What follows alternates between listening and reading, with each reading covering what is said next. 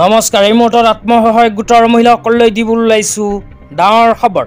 তো যিসকল আত্মসহায়ক গোটৰ মহিলাসকলে মুখ্যমন্ত্ৰী মহিলা উদ্যমিতা অভিযান আঁচনিৰ ফৰ্ম ফিল আপ কৰি জমা দিছিল, সেইসকল মহিলাই ভিডিঅ'টোত ক্লিক কৰিছে যদি অনুগ্ৰহ কৰি ভিডিঅ'টো স্কিপ নকৰি প্ৰথমৰ পৰা শেষলৈ চাই থাকিব, কিয়নো এইটো ভিডিঅ'ৰ মাজত আমি আলোচনা কৰিম যে যিসকল আত্মসহায়ক গোটৰ মহিলাসকলে এতিয়ালৈকে মুখ্যমন্ত্ৰী মহিলা উদ্যমিতা অভিযান আঁচনিৰ 10,000 টকা চেক পোৱা নাই, সেইসকল আত্মসহায়ক গোটৰ মহিলাসকলে কেতিয়া লাভ কৰিব মুখ্যমন্ত্ৰী মহিলা উদ্যমিতা অভিযান আঁচনিৰ 10,000 টকাৰ চেক।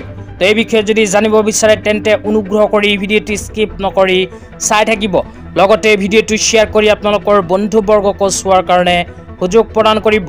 তো বলক ভিডিঅ'টো আৰম্ভ কৰি এই বিষয়ত আমি বিস্তাৰিত জানি লওঁ। তো অসম চৰকাৰে 2025-26 বিত্তীয় বৰ্ষৰ বাজেটত মুখ্যমন্ত্ৰী মহিলা উদ্যমিতা অভিযান আঁচনিৰ 10,000 টকা প্ৰদানৰ বাবে 3,038 কোটি টকাৰ অনুমোদন জনাইছে। তো যিসকল আত্মসহায়ক গোটৰ মহিলাসকলে 10,000 টকা পোৱাৰ বাবে ফৰ্ম ফিল আপ কৰি জমা দিছিল, সেইসকল আত্মসহায়ক গোটৰ মহিলাসকলক অসম চৰকাৰে যোৱা 1 এপ্ৰিল তাৰিখৰ পৰা 10,000 টকা চেক প্ৰদানৰ কাম আৰম্ভ কৰিছে। অসম চৰকাৰে যোৱা 1 এপ্ৰিল তাৰিখৰ পৰা বিহালী সমষ্টিত 10,000 টকা প্ৰদানৰ চেক বিতৰণৰ কাৰ্যসূচী আৰম্ভ কৰিছে। তো ইয়াৰ বাবে আপোনালোকে মোবাইল স্ক্ৰীনত চাব পাৰিছে এনেকুৱা এখন আপডেট চৰকাৰৰ ফালৰ পৰা প্ৰকাশ কৰিছে।